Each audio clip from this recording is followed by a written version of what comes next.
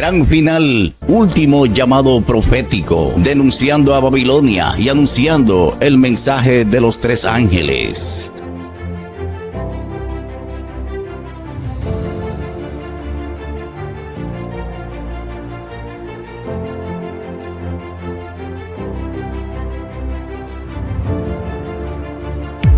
Gran final, último llamado profético.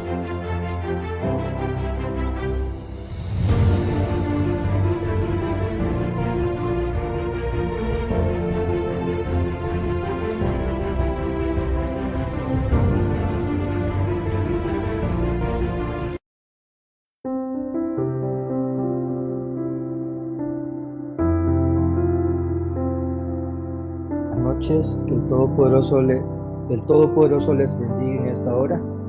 Este fondo que está atrás, bueno, no sé qué pasó, pero desde que entré a la reunión se me pusieron esos fondos y no sabía cómo quitarlo. Entonces, si vamos a predicar verdad presente, quiero empezar por ahí. Sabemos de que este fondo no es el de nosotros, pero lo que vamos a presentar, tratamos de que el Señor sea quien conduzca, ¿verdad?, de la mejor manera. En esta hora me gustaría orar para que sea el Espíritu Santo quien nos dirija, nos acompañe y nos ayude a comprender cuál es la voluntad de Dios en nuestra vida y cuál sea el mensaje que Dios quiera presentarnos en esta hora. Les invito a que bien puedan cerrar sus ojos para que oremos juntos. Padre nuestro que estás en los cielos, te damos gracias, oh Padre amado, por la oportunidad que tú nos das. Tú has planificado, Señor, este momento de muchas maneras y tú has, Señor, permitido el orden de las cosas, que la prédica fuera en segundo plano, que no fuera la primera. Tú sabes, Señor, lo que permites en cada momento. Ayúdame ahora, Señor, a que yo pueda ser expositor de tu mensaje y mis hermanos puedan ser receptores del mismo. En el nombre de Jesús, amén.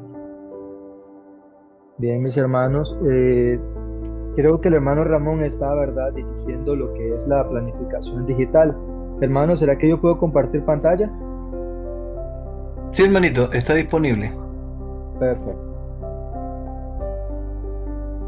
Bien, vamos primeramente a mostrar cuál es el tema preparado para esta noche. El tema preparado para esta noche es el sol a medianoche en el día oscuro. Parece un texto o un tema bastante llamativo, se puede decir, ya que el sol a medianoche, curioso, ¿verdad? Y en el día oscuro, el día normalmente no se pone oscuro, salvo que vaya a llover, salvo que haya un evento a suceder. Y me gustaría que vayamos al libro de Amós, capítulo 8. Amós, capítulo 8.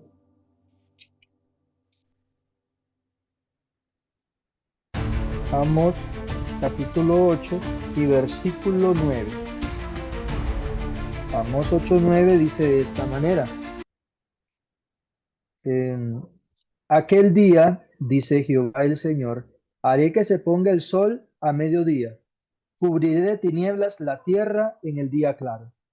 Basado a ese texto, el Señor puso en mi corazón titular el nombre al tema: el sol a medianoche en el día oscuro. Porque nadie se espera que el sol se ponga o se oculte al mediodía. Siempre se espera que el mediodía sea como el momento de mayor claridad que se pueda tener a nivel del día, ¿verdad? Lo que respecta a luz. Pero acá el Señor nos amonesta, nos advierte y dice que aquel día, ¿cuál será aquel día? ¿Será posiblemente que sea este momento? ¿Será que para nosotros ya sea un pasado? ¿Será que para nosotros vaya a ser un futuro que nos espera? El Señor no deja claro acá, pero dice aquel día, dice Jehová, el Señor haré.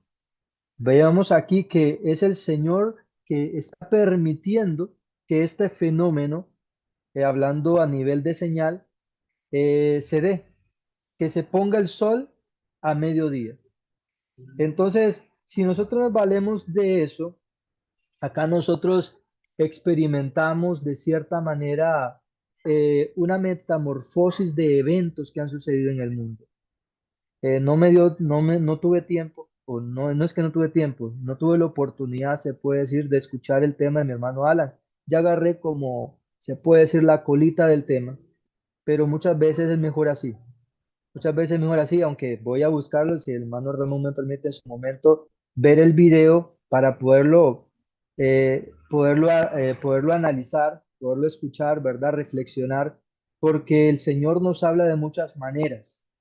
El Señor nos habla de muchas maneras y utiliza a diversos tipos de personas, a diversos tipos de hermanos, de países, para darnos una luz. Yo siempre he dicho y sería bueno que cada vez que nosotros nos reunimos de esta manera, o se reúne de una manera especial, sería bueno que se marcara un precedente de no un tema más, no un mensaje más.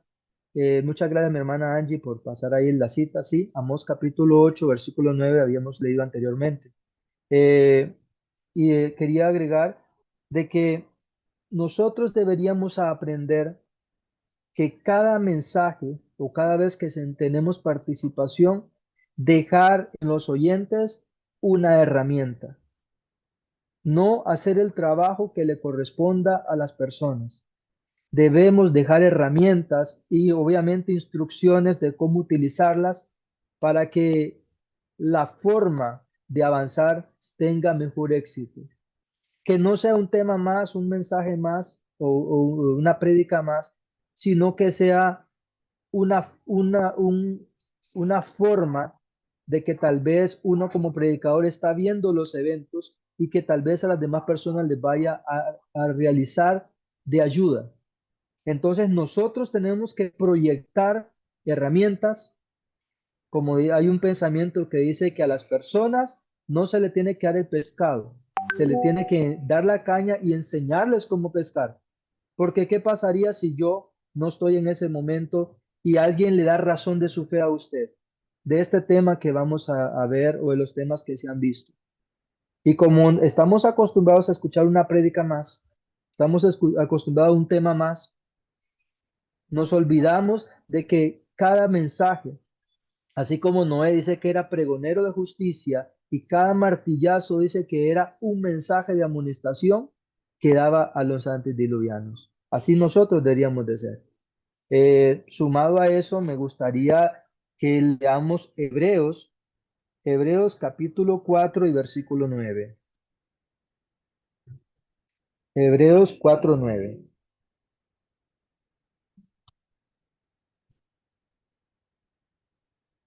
Hebreos capítulo 4 versículo 9.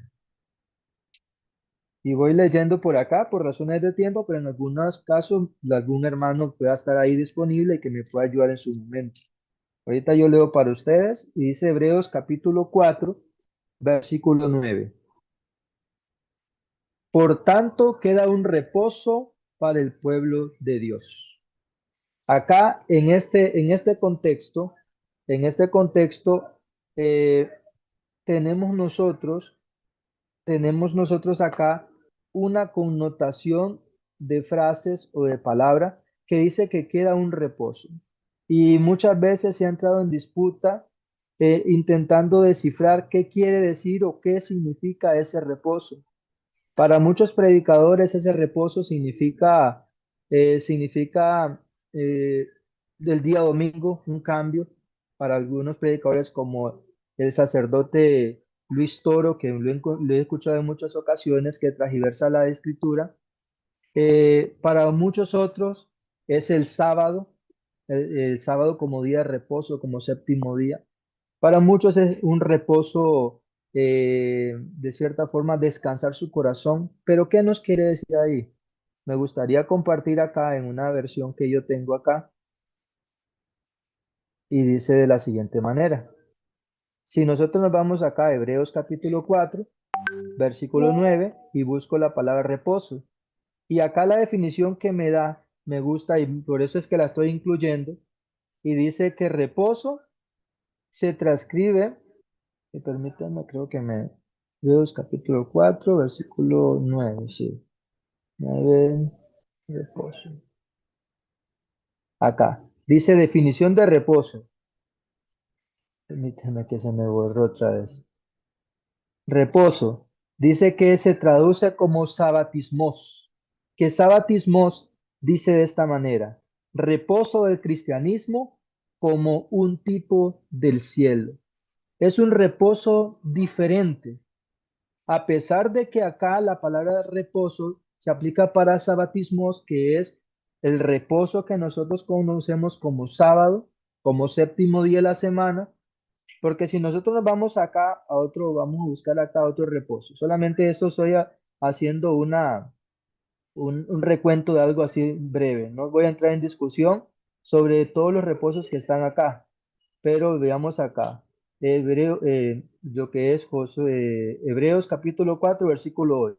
Buscamos reposo en ese versículo y acá no, si nosotros vemos, a pesar de que es un reposo igual, acá no traduce catapausin, o sabatismos, perdón, sino catapaus, que quiere decir establecerse, colonizar, hacer, desistir, reposar, impedir, dar reposo. ¿Y de qué viene hablando? Dice aquí, versículo 8, porque si Josué les hubiera dado el reposo, no hablaría después de otro día. Sabemos que Josué los llevó a la tierra prometida, pero el reposo no se acabó allí, que era colonizar. Ellos colonizaron, es cierto, pero ese reposo cesó. Después tuvieron que estar exiliados por otros lados, pero lo que yo trato de mostrarle acá, que el reposo, a pesar de ser reposo, no traduce sabatismos como fue el reposo de Hebreos capítulo 4 versículo 9, que ese sí es sabatismos. Entonces, si nosotros nos vamos acá, cuando habla del séptimo día de la semana, Hebreos 4:4, dice así, porque en cierto lugar dijo así del séptimo día, y reposó Dios de sus obras en el séptimo día. Veamos lo que es el reposo acá. Aquí es catapau. Vemos de que son distintos a lo que habla Hebreos capítulo 4, versículo 9, que aquí sí habla de sabatismos. ¿Me doy a entender? Entonces acá nosotros vemos cómo el Señor permite. Vemos lo que dice acá Hebreos 4:4. Bueno, ese ya lo leímos acá, voy a leer anterior, el 4:3. Pero los que hemos creído y que entramos en el reposo, vamos a ver qué traduce reposo. Y acá vemos de que el reposo de Josué, que es 4:4, dice acá, hablando perdón, del séptimo día, dice catapau. Pero vemos lo que dice el 3 sobre no entrarán en mi reposo. Dice acá, vamos a ver, reposo. eh, Traduce catapausis, que significa morar, reposar, dar reposo. ¿Por qué quise agregar estas ideas? Porque acá Hebreos 4:9, nos habla específicamente de un reposo que es sabatismos, que para el cristiano es un reposo de comparación con el cielo. Ese reposo que nos espera a nosotros es nuestra vista, no para el sábado directamente, a pesar de que habla de ese reposo, pero es un sábado adicional, un reposo que nos transporta hacia la corte celestial.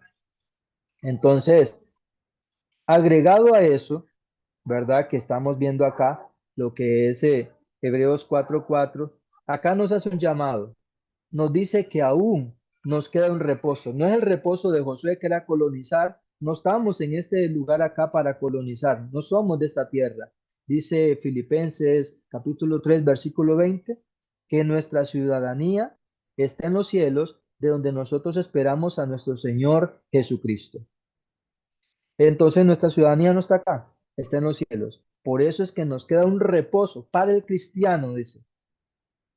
Entonces, esto lo quise hacer como una forma de paréntesis, para que nuestra mente se espacíe, que lo que vamos a hablar acá no nos estanca solamente en la tierra, no nos compete acá en la tierra solamente, sino Dios quiere transportarnos, prepararnos para una entrada nupcial con las cortes celestiales. Decíamos de que acá la hermana Carolina, ¿verdad? Que me hizo la invitación, ella me decía de que quería que hablara sobre los 6.000 años. No sé qué tanto han escuchado ustedes sobre los 6.000 años, ¿verdad? Pero hablar de los 6.000 años tiene una connotación que se puede abordar de muchas maneras. ¿Por qué de muchas maneras? Porque muchos tal vez le interesará conocer el cómputo de tiempo, otros la importancia para nosotros, otros en qué momento de la historia estamos. Entonces, pero hay muchas formas de abordar. Pero el Señor, yo oraba, oraba hacia Él y decía, Señor, ¿cuál es el mensaje que necesitamos escuchar? Este tema de los 6.000 años no se puede abordar en 45 minutos, en una hora. Se necesita mucho para podernos espaciar en cada versículo, en cada cita del Espíritu Profecía, pero me gustaría abordarlo de la manera que Dios me lo puso en el corazón. Y quiero hacerlo de la siguiente manera. Quiero hacerlo de la siguiente forma. Y para ello viene la siguiente pregunta. El reloj del Apocalipsis. ¿Qué ha escuchado usted sobre el reloj del Apocalipsis? Me gustaría que cualquiera abra el micrófono, que opine al respecto así sencillo. ¿Qué ha escuchado usted sobre el reloj del Apocalipsis? ¿O qué entiende por el reloj del Apocalipsis? Uno o dos hermanos así rápidamente. ¿Ha escuchado usted algo sobre el reloj del Apocalipsis? ¿O qué se le viene a la mente a usted con esta frase? ¿Alguno de los hermanos conectados en esta hora que quisiera opinar al respecto? Si no, continuamos y con las ideas siguientes vamos a aclarar o vamos a entender qué queremos decir al respecto. ¿Algún hermano? Si Hermano, no, continuamos. ¿Sí, hermano, señora? ¿me escucha? Sí, Sí, hermana, adelante. yo por mi parte, así, textual, el reloj del Apocalipsis no lo he escuchado, pero sí me da a entender que hay un tiempo que hay que cumplirse Ujú. y que cada tiempo tiene que ver con algún acontecimiento, algún evento. Eso es lo que se me viene a mi mente. Perfecto, hermana. Muchísimas gracias por su valentía y por opinar de esa manera. Vamos a entender qué es el reloj del Apocalipsis o a qué me estoy refiriendo en esta hora. Bueno, hay algo que los científicos han creado, ¿verdad? Algo que le llaman el reloj del Apocalipsis, también conocido como el reloj del juicio final. Él ha movido sus manecillas un total de 26 veces desde su creación en 1947. Según el Boletín de Científicos Atómicos, este reloj es una metáfora que representa la probabilidad de la autodestrucción de la humanidad con la medianoche como punto de no retorno. En el año actual, 2025, el reloj se encuentra a 89 segundos de la medianoche, lo más cerca que ha estado de la aniquilación desde su inicio. El reloj se ha movido 26 veces, reflejando las amenazas globales como las armas nucleares, el cambio climático y la proliferación de tecnologías destructivas, según el Boletín de Científicos Atómicos. La última vez que el reloj se movió fue en enero del 2025, cuando se acercó aún más a la medianoche, pasando de 90 a 89 segundos. Acá lo que venía refiriéndome al reloj del Apocalipsis es algo que los científicos han creado, dice acá, según el dato de 1947 para acá, un reloj simbólico que marca cuán cerca estamos de la medianoche. La medianoche simbolizada de la aniquilación de este mundo que nosotros conocemos. Acá no voy a mostrar todas las veces que se ha movido el reloj, pero quiero mencionar algunas de ellas. En 1947 se creó el reloj. En 1949 dice que riesgos, primer ensayo nuclear soviético. Eh, en 1969 Tratado de No Proliferación Nuclear. 1953 Estados Unidos y luego la URSS prueban una bomba atómica. En 1972 Tratado entre Estados Unidos y la URSS. 1981, la URSS invade Afganistán. Entonces el reloj simbólicamente se iba moviendo la manecilla según ellos creían que estaban las amenazas en el mundo. En 1991 fue el momento donde la manecilla estuvo más lejos o que en apariencia estuvo un tiempo de abundancia paz. ¿Y qué evento trajo 1991? El fin de la Guerra Fría. Pero fue avanzando el tiempo y quiero avanzar hasta acá al 2016, que según el clima, las armas nucleares modernizadas, dice que eso constituyeron que el reloj estuviera aproximadamente a, a minutos de llegar a la medianoche. Pero acá en el 2017 dice que las amenazas de armas nucleares, las declaraciones de Donald Trump sobre armas nucleares y el calentamiento global, dice que en ese momento la amenaza en el ciberespacio constituían que el reloj del apocalipsis, la manecilla estuviera a 100 segundos en el 2017. Pero acá lo pongo un poco más claro y dice acá, del 2018 al 2021, que estuvo a 100 segundos de llegar a la medianoche, el ascenso de Donald Trump al poder, el cambio climático, la tensión entre las dos Coreas y la pandemia del COVID-19, nos acerca peligrosamente al apocalipsis, a 100 minutos, 100 segundos, perdón. En el 2023 dice que bajó el reloj a 90 segundos de llegar a la medianoche, equivale a minuto y medio. ¿Qué estaba dando eso? La ofensiva de la guerra entre Rusia y Ucrania. Nos coloca tan solo 90 segundos del fin del mundo según este reloj. Pero el tiempo continuó y para el 2025, precisamente el 28 de enero, después de lo que de Donald Trump asume el poder, el reloj, la manecilla pasa de tener 90 segundos, que fue el 2023, según dice que era porque Irán no entraba en el pacto de las armas nucleares. Entonces dice que acá, pero en el 2025, dice que está a 89 segundos del fin del mundo. Y eso sin incluir la guerra entre Israel e Irán, sin incluir todos los eventos que se van sumando, porque esto fue en enero. La manecilla ahorita todavía no se ha tocado. Pero ¿por qué menciono esto? Bueno, dice que cuáles fueron las razones para que en 2025 el reloj se moviera.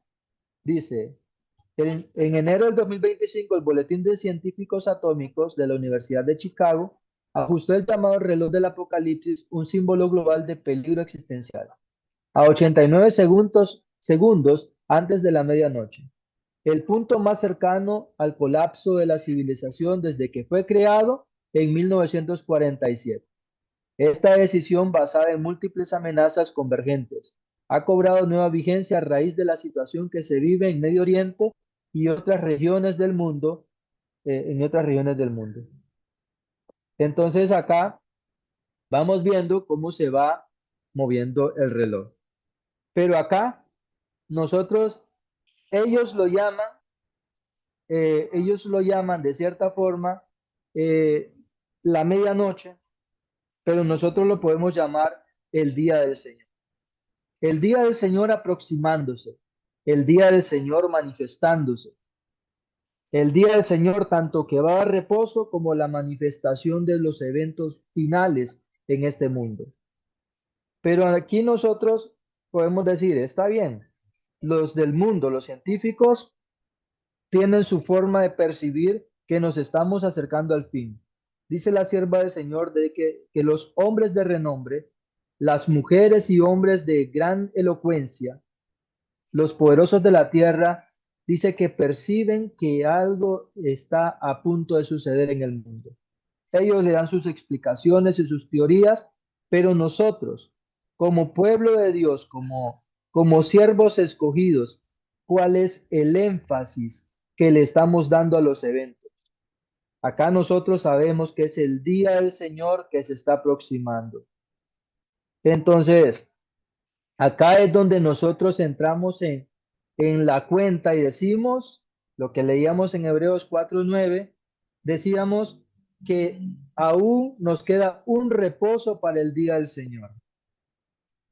Acá nosotros, como venimos hablando de lo que es los 6.000 años, acá hace una connotación y dice los 6.000 años, la semana de la creación. ¿Qué tiene que ver la semana de la creación con los 6.000 años?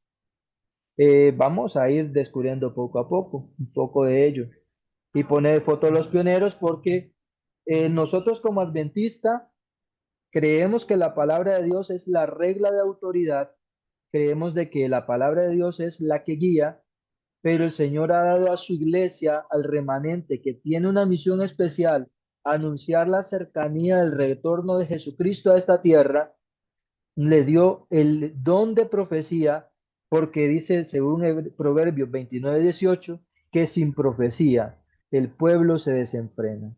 Pero, ¿qué creyeron los pioneros? ¿Cómo podemos descifrar esto? Bueno, acá me gustaría ampliar un poquito aquí rápidamente ciertos aspectos que me parecen a mí relevantes e importantes, y es los calendarios, porque el mundo tiene su forma de computar el tiempo. Vimos que los científicos atómicos buscan el reloj del apocalipsis y tienen su forma de medir las estaciones y cosas, pero me gustaría ampliar porque el tema que tenía mi hermano Alan se titulaba Las fiestas del Señor olvidadas. Entonces acá nosotros si sumamos que Dios tiene un calendario, el mundo tiene un calendario, pero dice acá que existen varios calendarios que se han utilizado a lo largo de la historia y en diferentes culturas. De los más conocidos son el calendario gregoriano, que es el que maneja el mundo normalmente, el juliano, el chino, el hebreo, el musulmán, el hindú y el calendario persa. Para mencionar alguno de ellos, los calendarios principales que existen o han existido es el calendario gregoriano, que es el calendario más utilizado en la actualidad, instaurado por el Papa Gregorio XIII en 1582. Sustituyó al calendario juliano en muchas partes del mundo. El calendario juliano, el cual sustituyó el calendario gregoriano, dice que fue introducido por Julio César en el año 45.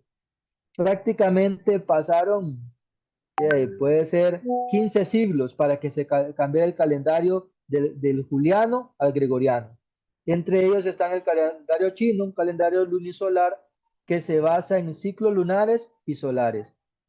Ellos en apariencia no están mal, porque usan lo que Dios dejó. En el cuarto día dice que Dios dejó la lumbrera mayor para que rigiera de día y la lumbrera menor, que es la luna, para que rigiera de noche, para regir los días y los años, decía. Si nosotros vamos al calendario hebreo, un calendario lunisolar utilizado principalmente para determinar fechas religiosas y judías. Si se dice calendario hebreo, casi se basa al chino también, no tiene alguna incidencia casi. Los musulmanes, un calendario lunar que se utiliza en la cultura islámica. El calendario hindú, un calendario que utiliza tanto ciclos solares como lunares, con variación según la región. El calendario persa, un calendario solar que se utiliza en Irán y otras regiones. Pero acá me gustaría mencionar, porque vamos reduciendo, usted vio que le mencioné varios calendarios, pero vamos reduciendo un poco el panorama. Otros calendarios históricos y culturales son el calendario egipcio, que es uno de los calendarios más antiguos. Pues el calendario egipcio fue uno de los más antiguos que surgieron, y dice que fue el calendario egipcio uno de los primeros calendarios solares conocidos con 365 días. Actualmente nosotros manejamos el calendario gregoriano que nos data de casi 365 días. Luego dice que lo sustituyó el calendario babilónico, un calendario lunisolar que influenció el desarrollo de otros calendarios. El calendario maya, el calendario azteca, pero no pretendo hablar de ellos, ya que si nosotros nos basamos a lo que dice Daniel capítulo 2, si nos basamos a lo que dice Daniel capítulo 7, dice que la visión del fin se basaba dice que el primer reino era el Babilonia, mostrándose a través de Daniel 7 como la bestia que salía y era semejante a un león. Entonces, nosotros sabemos de que el fin de la historia, Babilonia y Roma son los poderes, se puede decir en particular, ¿cómo le puedo explicar? No sinónimos, que es la palabra, se me olvidó. Son los dos poderes que casi figuran de la misma manera, tanto que el apóstol Pedro menciona de que él iba para Babilonia, pero él iba para Roma. Entonces, Babilonia y Roma termina siendo la misma mezcolanza, pero me gusta mencionar de que el calendario babilónico fue el que ha dado desarrollo a los demás calendarios. Pero entre ellos, los calendarios antiguos notables son el egipcio, el calendario mesopotámico, que es el calendario babilónico, ¿verdad? Introducido el calendario juliano, que dio lugar al calendario gregoriano. No me quiero detener mucho allí, solamente estoy dando algunas bases para que podamos ir comprendiendo a dónde nos dirigimos. Pero sale la pregunta, ¿pero a quién le creemos entonces? ¿Será que el calendario juliano, el calendario egipcio, el calendario mesopotámico? ¿A quién nosotros le podemos creer? ¿Cuál calendario se nos aproxima a saber lo que nos interesa saber a nosotros, que es el tiempo de Dios? Porque el mundo le crea a sus científicos, el mundo le crea sus señales y dice que es medianoche, pero nosotros le llamamos el día del Señor. ¿Pero a quién le creemos? Existe un calendario que se conoce el calendario Menorá, que ¿de dónde nace el calendario Menorá? Según el calendario Menorá hebreo, dice que estamos entre octubre del 2024 y octubre del 2025 en el año 5995. Según el calendario que nosotros manejamos, dice que estamos en el 6025 o en el 2025. Si le sumamos los 4000 años anteriores, hasta el tiempo de Cristo, tenemos 6025. Pero ¿a quién le creemos? ¿Cómo podemos computar el tiempo y decir en qué año nosotros podemos estar en este momento? ¿De dónde nace el calendario Menorá? El calendario Menorá, como mencionaba mi hermano Alan, escuché ahí como los caraítas. Dice acá, el calendario caraíta se diferencia del calendario judío tradicional, porque muchos piensan Israel es el pueblo de Dios y se basan a lo que el pueblo judío hace, su calendario y todo lo demás. Pero ¿qué diferencias existen? Principalmente en cómo se determinan el inicio del mes y el año bisiesto. Los caraítas observan la aparición de la luna nueva para comenzar un nuevo mes y calculan el año bisiesto basándose en la maduración de la cebada. Esa es la regla de los caraítas. El año comienza, o el año bisiesto se calcula en la maduración de la cebada, mientras que el calendario judío rabínico utiliza cálculos establecidos por la tradición y el Talmud. ¿Qué es el Talmud? El Talmud es la interpretación que lee el pueblo judío o escucha a los eruditos de las versiones que ellos dicen. Lo que es el Sanedrín, lo que dicen sus rabinos, eso es para ellos regla, pero para los caraítas no. Tanto así que se creó una disputa entre ellos que dice que el calendario caraíta y el calendario judío rabínico difieren principalmente en la forma de que terminan el inicio de los meses y el año, como le decía anteriormente. Pero ambos se basan en la combinación de ciclo lunar y solar. O sea que el calendario judío para computar los días y el calendario caraíta para computar los días, ellos usan la luna y el sol como Dios lo estableció. En esa forma ellos van bien, pero tienen su forma de interpretar y eso es lo que difiere. ¿Y cómo interpretan o qué diferencia hay? Dice, La diferencia principal radica en la forma de fijar el comienzo del año. Los caraítas siguen un método más literal de la Torá. O sea que los caraítas vienen y dicen, si la palabra de Dios dice que el año comenzaba con la estación donde la cebada comenzaba a producirse, ahí dice, según el calendario hebreo decía que comenzaba el año o comenzaba a figurar entre los tiempos. Entonces dice los caraítas, dice, eso lo tomamos por regla. Mientras que los judíos rabínicos siguen el calendario fijado por el Sanedrín, por lo que dicen los maestros, por lo que dice el pastor, por lo que dice el otro. Mientras que los caraítas se basan a lo que el Señor les ha dejado. Entonces dice, en cuanto a la diferencia de años, el calendario judío rabínico típicamente usa una cuenta que comenzó con la creación del mundo. ¿Quiénes? El calendario judío normal. Mientras que el calendario caraíta, aunque también basado en la creación, difiere en la interpretación de ciertos eventos bíblicos. No hay una diferencia fija de años, sino una diferencia en la forma de calcular el año. Pero a pesar de que la diferencia es cómo calculan el tiempo, también hay una diferencia o un desfase de años. ¿Y en qué radica eso? Bueno, un rabino que escribió un artículo en el 2000, ya le digo, el 2014. Este rabino hizo un estudio y se dio a mostrar cómo se calculaba el tiempo según ellos, según los caraítas, según los judíos tradicionales. Hago esta connotación porque aquí va a diferir en lo que en este momento difiere. Porque recuerden que ahora cuando yo mostré el calendario caraíta, decía de esta manera. Voy a retrocederme un poco. Decía 5.995. Eso es al 2024-2025. Pero en este momento donde se hizo el 2014, este estudio, dice que ¿en qué año estamos? Según los judíos tradicionales, 5.774 o según el caraíta, 5.984, porque eso fue en el 2014.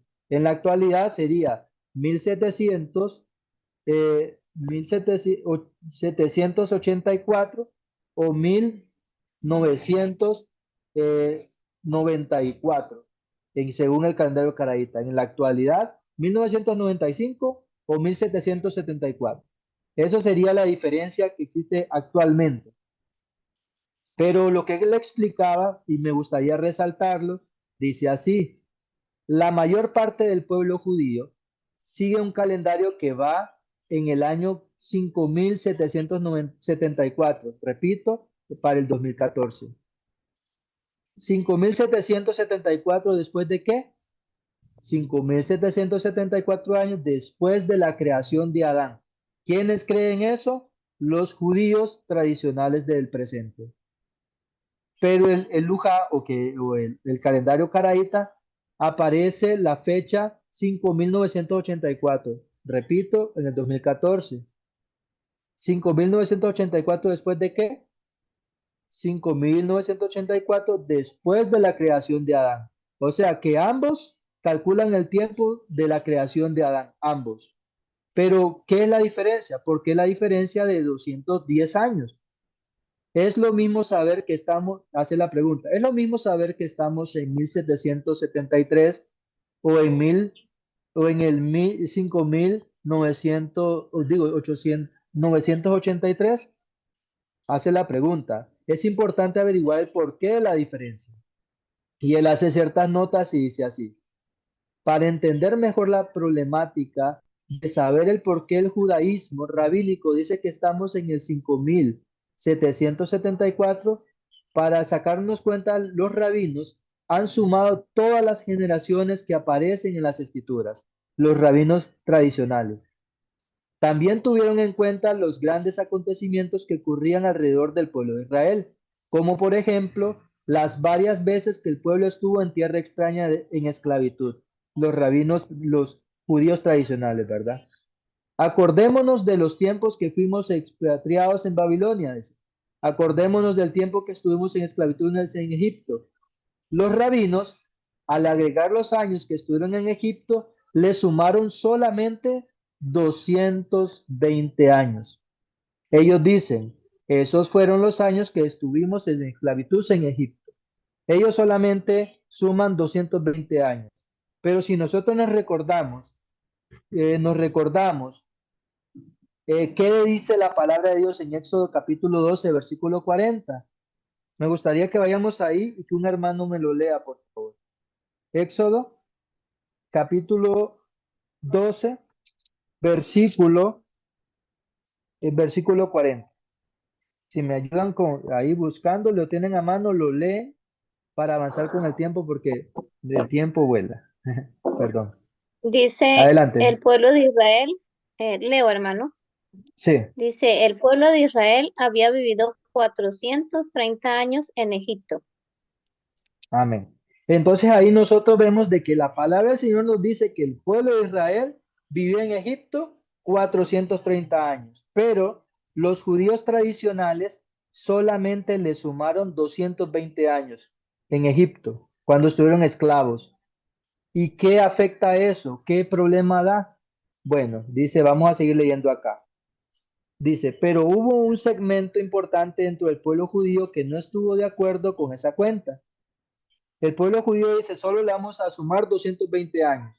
Pero hubo una parte del pueblo judío que no estuvo de acuerdo. ¿Quiénes fueron? Los caraítas.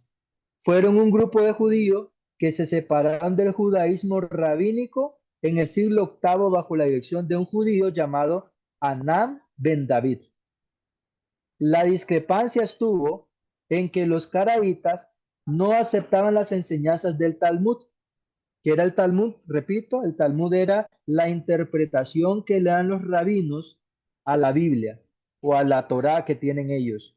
Ellos decían, los rabinos tradicionales para el tiempo de Jesús venían y decían todos los disparates que decían sus ancestros, sus ancianos. Ellos lo tenían como que era palabra de Dios, mientras que los caraítas no. Si la palabra de Dios dice tal cosa, ellos así lo creían textualmente. Entonces, dice que eso creó la división y hasta hubo excomunión de parte del judaísmo rabínico con respecto a los caraítas. Y entre las opiniones que los diferenciaban era la cuenta de los años desde Adán. Ellos venían desde Adán, comenzaban a sumar sus tiempos. Los judíos y los caraítas igual. Pero habían ciertos eventos que ellos le daban importancia, como la caída del hombre, como el tiempo de la creación. Pero ellos decían, pasémonos siempre al evento donde Adán fue creado. Esto era la regla de ellos, tanto los caraítas como los judíos tradicionales. Ahora dice, los caraítas dicen que había que hablar de la Torá los años que estuvimos en Egipto. Los judíos tradicionales decían, no, solamente cuando estuvimos en esclavos. Eso es lo que cuenta. Pero los caraítas decían, y que la Torá no decía que había estado allá 220 años. Que estaba bien decir que la esclavitud duró 220 años, pero también había que contar los 210 años que estuvieron bien en Egipto durante la vida de José y años subsiguientes. Porque el pueblo decía, según Éxodo 12:40, que el pueblo de Israel estuvo en Egipto 430 años. Pero los judíos decían, eso no cuenta nuestros años positivos, solamente los de esclavitud. Pero los caraítas dicen, no, tenemos que sumarlo. Por eso es de que el calendario de los caraítas llega en la actualidad 2025 al 5995, mientras que los judíos tradicionales dice que están en el 5785 en la actualidad. Por eso difiere. Entonces, este estudio lo hace este judío, ¿verdad? Un rabino, pero quiero agregar lo siguiente para poder llegar a conclusión de esta cita que estoy leyendo acá. Por eso los caraítas le agregan 210 años a la fecha del calendario hebreo.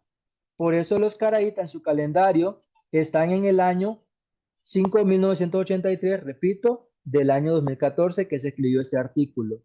Es lo mismo saber que estamos en 1773 o en 5.983, hace la pregunta. Para muchos pocos estudiosos le dará lo mismo, pero a los que nos gusta profundizar en la Torá para encontrar la voluntad del Eterno para su pueblo, seguramente no nos dará lo mismo saber si estamos en el 5.000, ¿no? 5.785 o en el 5.995. Lo estoy poniendo al tiempo 2025. Y dice así: para comprender la importancia de las fechas hay que entender que no puede haber un plan profético del Eterno sin fecha. Como hablaba el hermano, no escuché la prédica del hermano Alan, pero me imagino que usó las fechas, las importancias de los calendarios, la importancia del calendario que Dios ha dejado para redimir al mundo.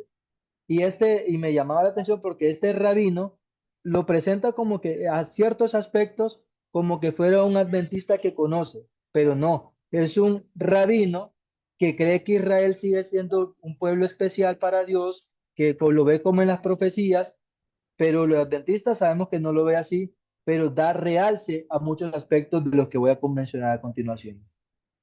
Dice así: y como esas profecías se cumplieron, perdón, acá, si estudiamos las profecías de Daniel, daremos cuenta de la importancia de las fechas. Y como esas profecías se cumplieron a su debido tiempo, eran tanta la exactitud de sus predicciones que se dice que Daniel no era un profeta sino un vidente.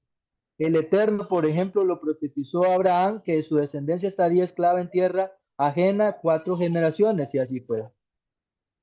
Entonces, termina esta cita acá.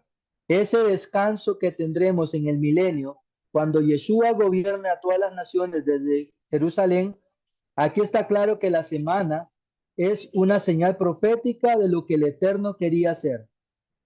Si tú te dejas guiar por el calendario hebreo rabínico que va en el 5.785, entonces pensarás que faltan 238 años para estoy traduciendo al 2025, ¿verdad? Y pensarías que faltan 238 años para el año 6.000. Eso te haría pensar que aunque falta poco, no es para alarmarse aún, que la puedes seguir cogiendo suave, que la segunda venida del Mesías está cerca, pero no tanto, que puedes seguir con tu tibieza espiritual, que por lo menos a ti no te tocará ese evento, que más bien te tocará a tus tataranietos. Pero si tú te dejas guiar por el calendario hebreo caraíta, que va en el año 5.995, en este presente 2025, ahí sí la cosa cambia, dice él. Entonces, no quiero llenarlo de mucha información de lo que él dice acá, porque hay aspectos que no comparto con él, pero hay cosas que son relevantes. Pero termino con esta parte de acá. El Eterno profetizó con mucha anticipación que los años que pasaríamos en cautiverio en Babilonia iban a ser 70, y así fue. Eso fue como muestra para que entendiéramos la importancia de las fechas en el plan profético del Eterno para su pueblo Israel, para la humanidad entera, porque Él nos iba a dejar Él nos iba a dejar pistas para que siempre supiéramos en qué año estábamos con respecto a su plan profético. Por eso fue cuidadoso en crear todo en 6 días, para decirnos que el plan profético incluía 6.000 años de trabajo, donde encontramos la relación de 6 días de la creación y los 6.000 años de trabajo. En segunda de Pedro, capítulo 3, versículo 8 dice: y además, queridos amigos, no ignoréis esto, que para el Señor o el Adón, un día es como 1.000 años y 1.000 años son como un día. Por eso fue cuidadoso en descansar el séptimo día, para decirnos que el plan profético incluía 1.000 años de descanso. Esto ya no lo pongo, no lo quiero leer tanto, pero si lo leo para una mente abierta. ¿Por qué solamente faltarían, dice ellos, en ese momento 18 añitos para el año 6.000, según el Caraíta? O sea, que la segunda venida del Mesías es inminente, que lo más seguro es que te toque estar en ese evento. Eso hará que te confrontes con tu forma de vida. ¿Qué estoy haciendo en estos momentos tan cruciales para la humanidad? Hay muchas formas de, co- de, de correr. El calendario hebreo caraíta no se equivoca. El hecho de que Israel, esto es lo que no comparto, el hecho de que Israel es nuevamente nación desde hace 66 años es una señal inequívoca de que el Mesías está cerca. Eso no lo comparto, pero lo demás pienso que nos arroja mucha luz. Acá quiero hacer una pequeña pausa y quiero agregar lo siguiente. Eh, lo que hemos visto no es un adventista, pero nos arroja un estudio de los eventos que fueron dando, que se van dando, que marcan un precedente de lo que se nos avecina, en qué momento nosotros estamos de la historia. Mi hermano Ramón o mi hermana me dice qué tiempo tengo para ver cómo hago las siguientes conclusiones, si tengo un tiempo o cómo puedo concluir, porque tengo el material, pero quiero saber para dejar una idea concreta y clara en nuestra mente. ¿Cuánto tiempo me queda? Mi hermano Ramón o mi hermana eh, Luz, hermanos, ¿me ayudan con el tiempo? Por favor. Sí, hermano, estaba mirando. Perfecto, em, Tenemos las 20 minutos, hermano, para terminar. perfecto, perfecto, hermana, está bien. Para poder hacer las conclusiones precisas que el Señor puso en mi corazón sin dejar alguna por fuera que tal vez nos pueda dar un mensaje tanto de esperanza, de advertencia y de luz para este tiempo que estamos viviendo. Y quiero que vayamos a Segunda de Pedro,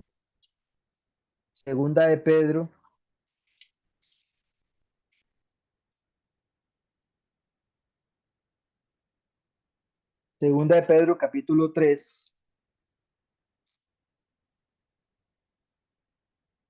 Y quiero leer desde los versículos 7 al 14 y lo voy a hacer de corrido para que nos quede o nos deje una connotación en nuestra mente. Y dice así, pero los cielos y la tierra que existen ahora están reservados por la misma palabra, guardados para el fuego en el día del juicio de la perdición de los hombres impíos. Pero amados, no ignoréis que para el Señor un día es como 1000 años y 1000 años como un día. El Señor no retarda su promesa, según algunos la tienen por tardanza, sino que es paciente para con nosotros, no queriendo que ninguno perezca, sino que todos procedan al arrepentimiento. Pero el día del Señor vendrá como ladrón en la noche. Entonces los cielos pasarán con gran estruendo. Los elementos ardiendo serán deshechos, y la tierra y las obras que hay en ellos serán quemadas. Puesto que todas estas cosas han de ser deshechas, ¿cómo no debéis vosotros andar en santa y piadosa manera de vivir, esperando y apresurándoos para la venida del día del Señor? El cual los cielos encendiéndose serán deshechos y los elementos siendo quemados se fundirán. Pero nosotros esperamos, según sus promesas, cielos nuevos y tierra nueva en los cuales mora la justicia. Por eso, amados, estando en espera de estas cosas, procurad con diligencia ser hallados por él sin mancha e irreprochables en paz. Acá me gusta agregar eso y esa cita no me gustaría dejarla por fuera porque nos presenta un panorama donde el mundo secular está viendo eventos que están delante de ellos y ellos le llaman el fin del mundo. Crearon sus propios métodos, su propio tiempo, su reloj para marcar un precedente del cual ellos apuntan. Pero el Señor ya dejó un plan de redención, un plan de calendario celestial con cada fiesta que vamos llevando a cabo, con cada fiesta que se ha ido cumpliendo, con cada fiesta que nos estamos acercando. El Señor ha dejado un plan de redención y de salvación para la humanidad. El mundo dice que estamos a 89 segundos de llegar al fin de la historia. Ellos lo llaman por las armas nucleares, por la pandemia, por los acuerdos climáticos, por todo lo que ellos miran, por las noticias.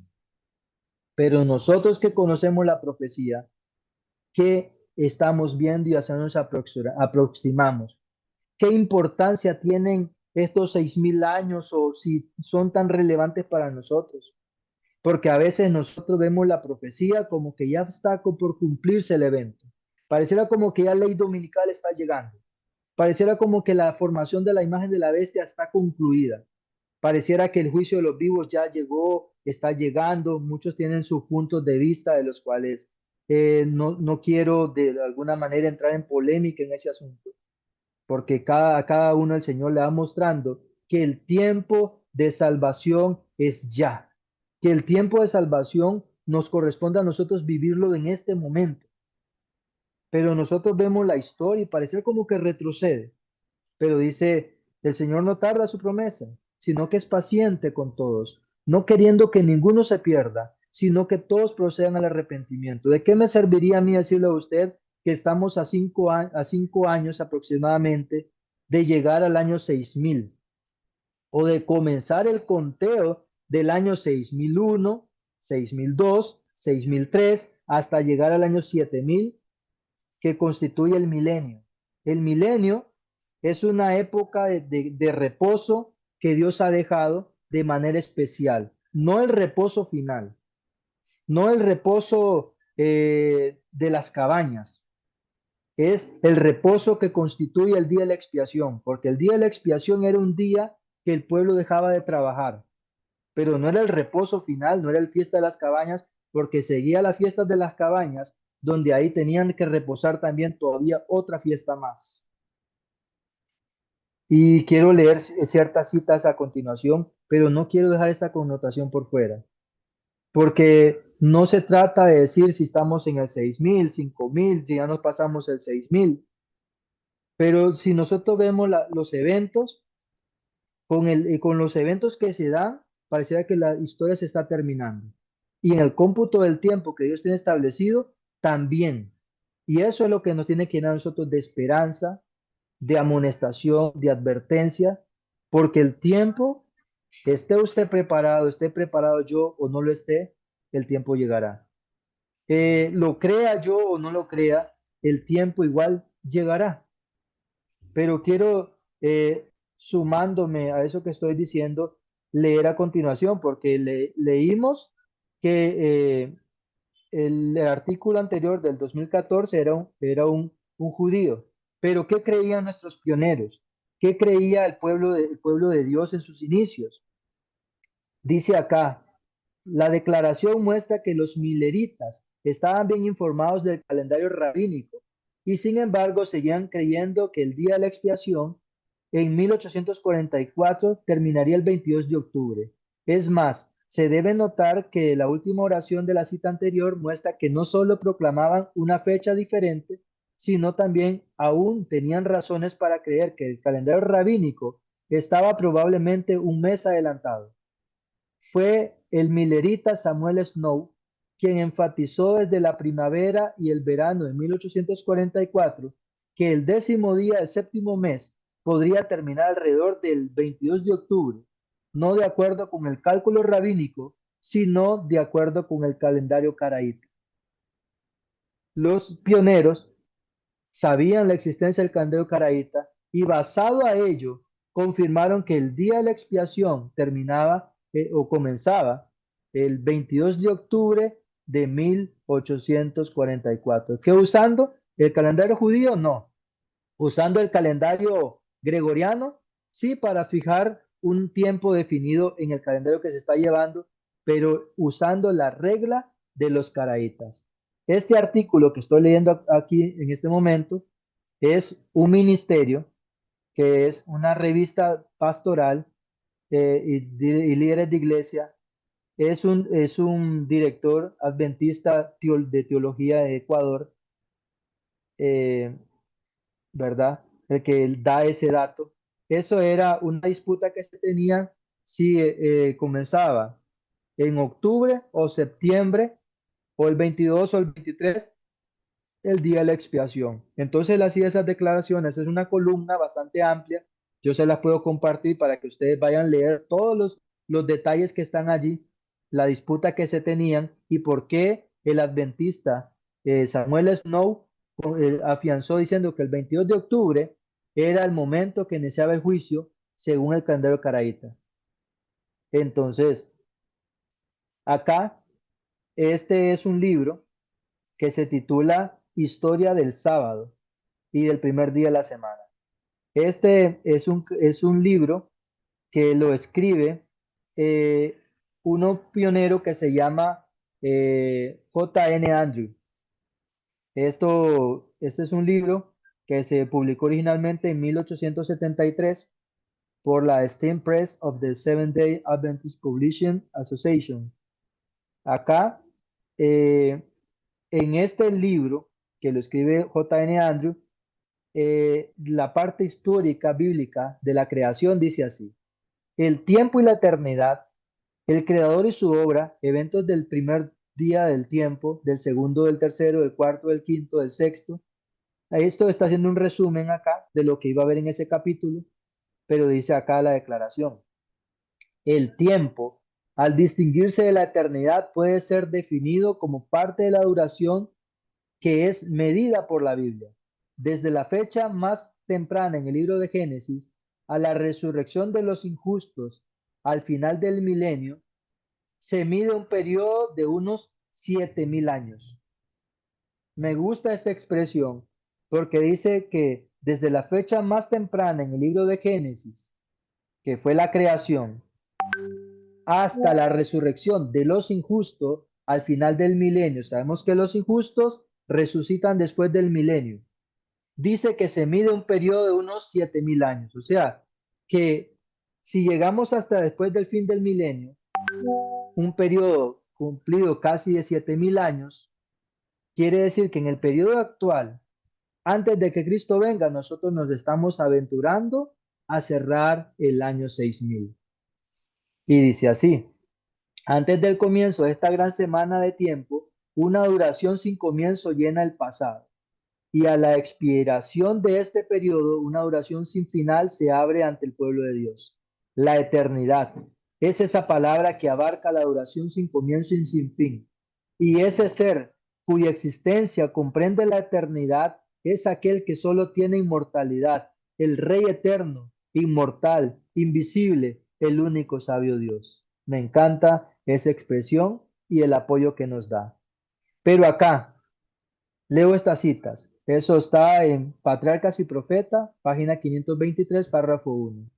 Como la Pascua, la fiesta de los tabernáculos era conmemorativa. Leo solo las partes subrayadas por razón de tiempo. El primer día era una santa convocación, y a los 7 días de la fiesta se añadía otro, el octavo. ¿El octavo qué? Octavo día, que se observaba de la misma manera. O sea que llega el año 6.000, que es el día de la expiación, se guarda como que si fuera un reposo. Termina el año 6.000 o el milenio y comienza el séptimo día, y es el día de las cabañas, y se guarda como un reposo también, porque las cabañas es un día de reposo. Y viene el octavo, dice que se añadía un día más, el octavo, y vamos a entrar ahora sí al reposo total que Dios ha dejado. Una semana sin tiempo, una eternidad que comienza cuando termina el milenio. Cuando viene la Santa Ciudad, la Nueva Jerusalén, descendiendo acá, y comienza un tiempo sin fin. Tendrá tiempo de estaciones, meses y años, sí, pero ya no tendrá un culmine, será continuación. Entonces, continúa esta fiesta acá, esta parte acá dice así: esta fiesta debía ser ante todo una ocasión de regocijo. Se celebraba poco después del gran día de la expiación. ¿De qué viene hablando? La fiesta de los tabernáculos. Se celebraba poco después del gran día de la expiación. A veces nosotros se nos ha dicho que, esos 7 días que dice la gente que el media hora de silencio, que es ese tiempo que va de periodo para la ascensión al cielo, se dice que es el tiempo de las cabañas, pero no, porque el tiempo de las cabañas está después del día de la expiación, que el día de la expiación, si nosotros la recordamos, comenzaba con la introducción del sacerdote al lugar santísimo, pero continuaba cuando él salía y terminaba con Azazel en el desierto. El día se ocultaba el sol y ahí terminaba el día de la expiación. Quiere decir que cuando Cristo sale del lugar santísimo, todavía estamos en el gran día de la expiación. Él sale, recoge a su pueblo y a Azazel en el desierto durante 1000 años, lleva los pecados del pueblo como condena y todavía es el día de la expiación, ese milenio. Por eso es de que dice que va a ser un reposo, porque se guardaba así. Ya la tierra va a estar desolada, vacía, pero decía Jesucristo a los discípulos, a los fariseos, ¿no sabéis que los sacerdotes trabajan en el templo y son sin culpa? Dice que vosotros sois linaje elegido, real sacerdocio, nación santa, ese pueblo peculiar que va, dice, ¿no sabéis que vosotros habéis de juzgar a los ángeles también? ¿En qué momento? En el momento del milenio, en el momento donde se está llevando el registro de los que se perdieron para recibir su condenación. Entonces, pero hablando de este evento como tal, el día de la expiación, del día del tabernáculo, en el cual se había dado la seguridad de que no sería ya recordar la iniquidad del pueblo. Este ahora era reconciliado con Dios. Se presentaba ante él para reconocer su bondad, para alabar su misericordia. Pero vea lo que dice acá. Terminados los trabajos de la siega, habiendo empezado aún la labor del año nuevo, el pueblo estaba libre de preocupaciones, podía someterse a las influencias sagradas y placenteras de la hora. A pesar de que se seguirá trabajando simbólicamente en el día de la expiación en el cielo durante el milenio, el pueblo no tenía labores que hacer. Ya su mente estaba contemplando lo que iba a suceder, que era la magnificación hacia cuando vienen a la tierra.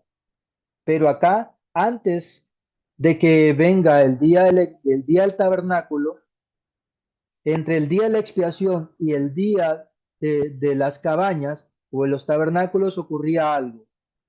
Dice así: entonces comenzó el jubileo, durante el cual la tierra debía descansar. Vi al piadoso esclavo levantarse triunfal de victoria y desligarse de las cadenas que lo ataban, mientras que su malvado dueño quedaba confuso sin saber qué hacer, porque los malvados no podían comprender las palabras de la voz de Dios.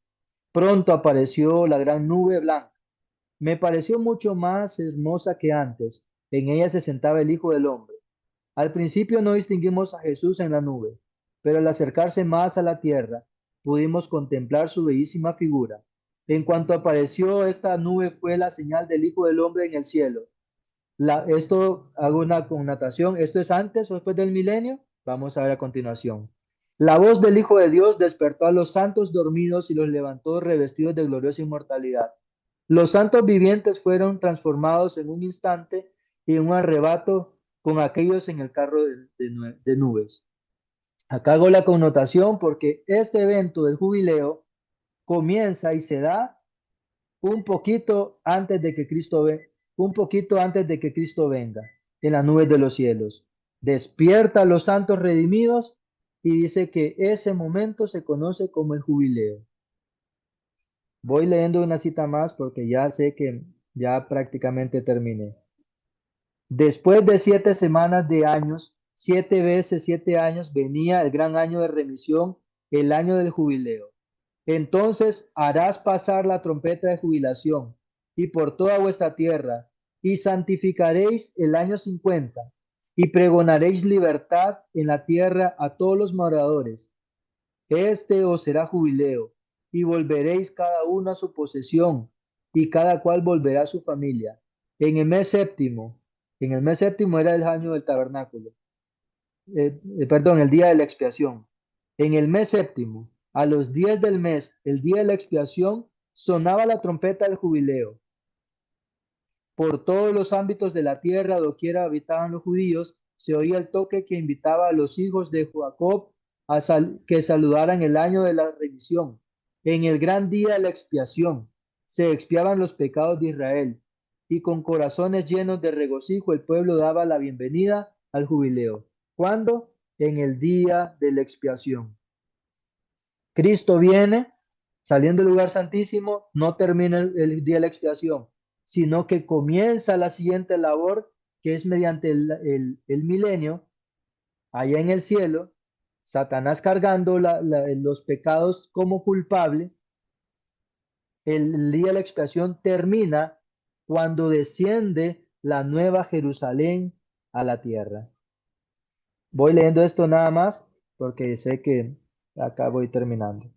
Dice así: como en el año sabático no se debía sembrar ni cegar. Ahí sigue, dice la cita: y todo lo que produjera la tierra había de considerarse como propiedad legítima de los pobres. Quedaban entonces libres cierta clase de esclavos hebreos. Aquí dice cierta clases, no todos. ¿Por qué no todos? Porque a pesar de que todos hemos sido creación de Dios, muchos estarán dormidos acá, símbolo de la muerte. Dice que los muertos en Cristo son los que resucitan primero. Entonces, que quedaban entonces libres cierta clase de esclavos hebreos. Todos los que no recibían su libertad en el año sabático. Pero lo que distinguía especialmente el año del jubileo era la restitución de toda propiedad inmueble a la familia del poseedor original. Por indicación especial de Dios, las tierras habían sido repartidas por suerte. Después de la repartición, nadie tuvo derecho a cambiar su heredad por otra. El que es justo, siga siendo injusto. El que es justo siga siendo justo, el que es injusto siga siendo injusto. No había forma de cambiar ya su herencia. Tampoco debía vender su tierra a no ser que la pobreza le obligara a hacerlo, y aún en tal caso, en cualquier momento que él o alguno de sus parientes quisiera rescatarla, el comprador no debía negarse a venderla. Cristo nos restaura, Satanás no puede hacer nada para retenernos. Y si no se redimía la tierra, debía volver a su primer poseedor. ¿Quién es el primer poseedor? El Señor. O a sus herederos en el año del jubileo. Esta tierra, dice de Jehová, es la tierra y su plenitud, el mundo y los que en él habitan, porque él la formó sobre los mares y la fundó sobre los ríos. Y dice que el Señor permitió crear al hombre para que heredara.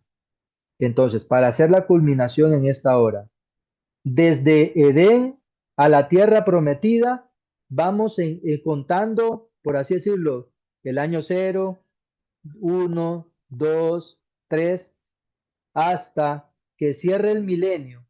Nosotros vamos a tener 5.999. Repito, desde desde el Edén hasta la tierra prometida, que es cuando desciende acá, van a pasar 6.000 años.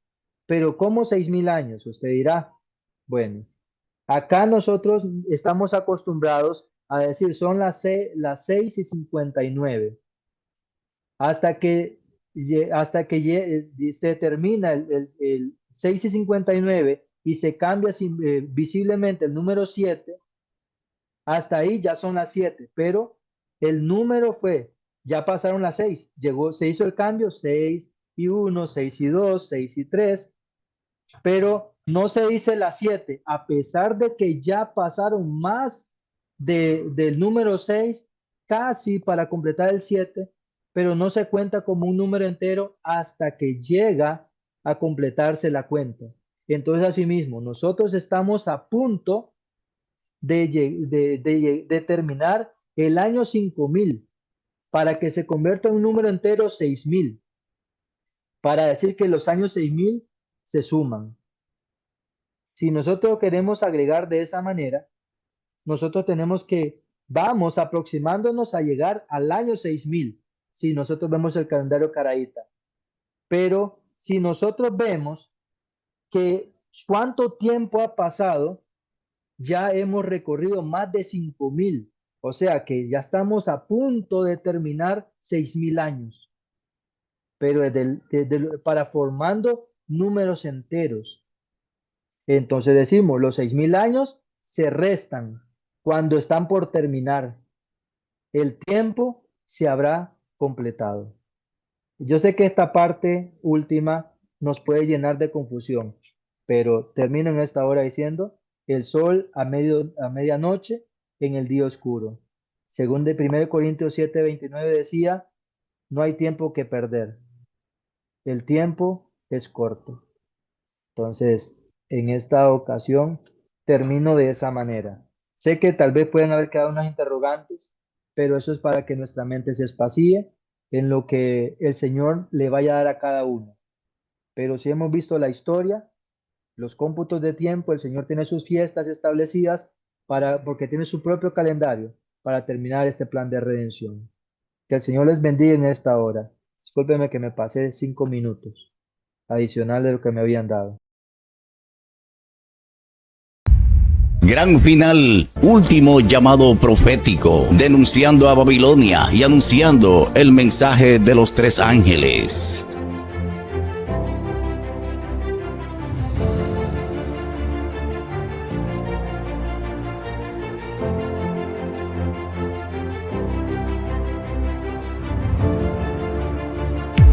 Gran final, último llamado profético,